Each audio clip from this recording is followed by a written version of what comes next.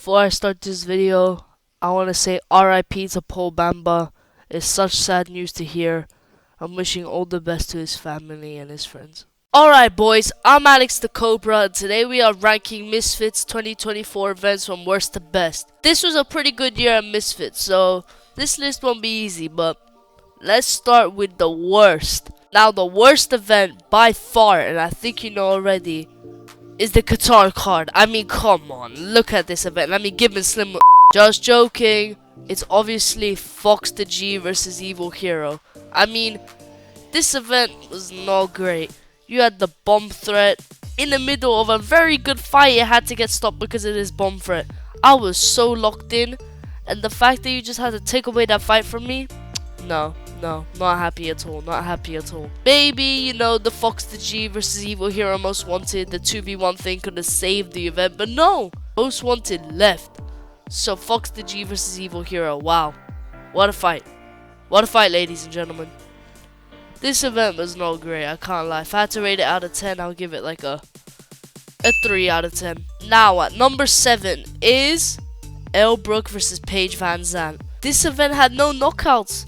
What type of event has no knockouts? It should realistically be last, but Misfits 13 is just, ugh. No event should have no knockouts, okay? Like, all of them went to decision, and the only fight that I can somewhat remember was okay was the Elbrook versus Paige Van Zandt with the Elbrook knockdown. If I had to rate this event from 1 to 10, I'll give it a 3.2. It's just a little bit, very little bit better than Misfits 13. Now heading in number 6 is Misfits 18. It's just this event, it was quite a stacked card, and it wasn't even a bad event. I'm not even gonna lie to you, it wasn't even a bad event. The reason it's number 6 is because all the other events have been quite good in my opinion.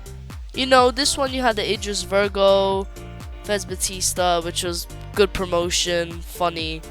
You know, the tournament was, I guess, fun to watch. Nikki Haru with her getting destroyed. My love, Julie Polka. Main event was a little bit disappointing, but as an event it wasn't the worst. But all these other events were just better, so I would give this one a 5 out of 10. Heading in number 5, well, now we're down to these ones, and I can't lie, this might get tricky. But in number 5 I will have to put FaZe Temper versus Josh Bruckner. Now, solid event. You had Amir Cashman's brilliant debut, Lil Cray Cray making his return to the ring, you know, with them winning the whole tournament eventually. You had Yeti Gang with a dominant performance against Argentinian King. Promotion for this event was okay, I guess. FaZe Temper Josh Bruckner, brilliant fight, good knockout. I liked this event in total, I can't lie. As an American event, it was not bad. I'll rate it a 6.2 out of 10. Now in number 4 is Misfits 14. You had Mist absolutely demolishing Ryan Taylor, even sending him to retirement.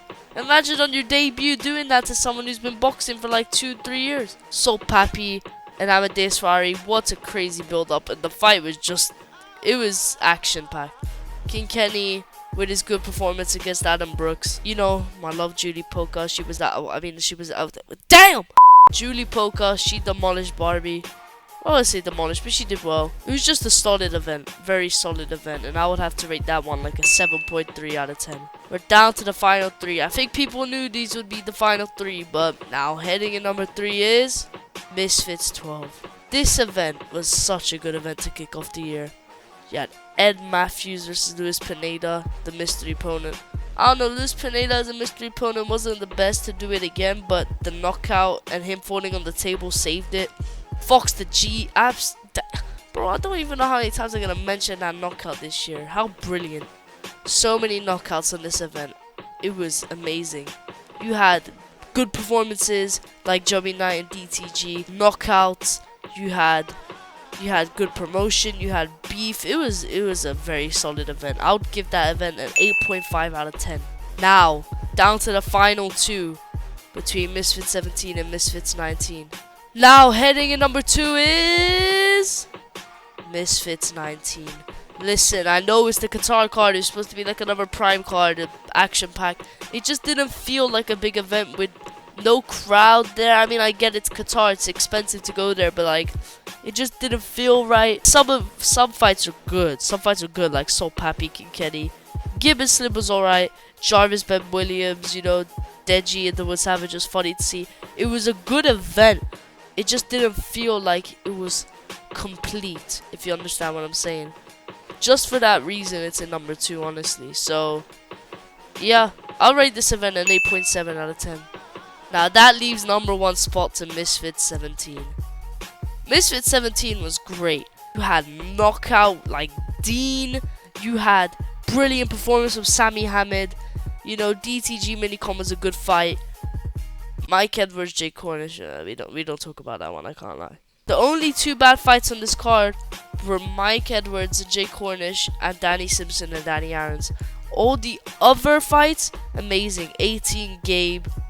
What a stoppage. You know, it was just solid. It was a very solid event that I would rate it a 9 out of 10. This was my whole list. Misfits 2024 events from worst to best. So at worst we have Misfits 13, then 15, 18, 16, 14, 12, 19, and 17. Very solid year. I think 2025 could be better. This was my last video of this year. I appreciate everyone for all the support they've been giving me. And here, cheers to a big 2025.